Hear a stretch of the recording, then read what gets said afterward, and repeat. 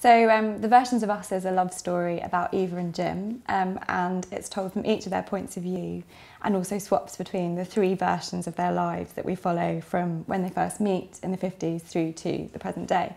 It did take a fair amount of planning. I had to sit down and think quite carefully, not only about who Eva and Jim are, but about how each version of their lives, both together and apart, would play out and how they would complement each other, be distinct enough for readers to follow and know which version they're in, but similar enough that we felt that they were essentially the same people in each life story, in each narrative.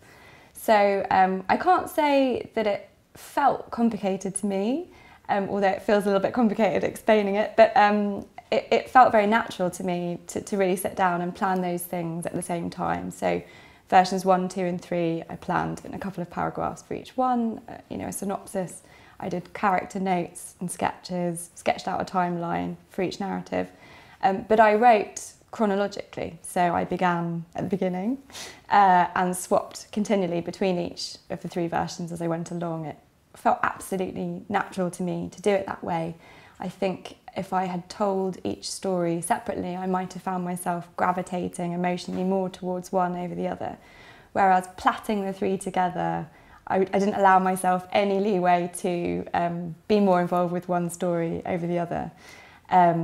So although it seemed like a complex project when I started it, it immediately just became quite instinctive and natural. I wanted each section to complement the one that had gone before and to lead naturally into the one that followed. So it was really like plaiting something.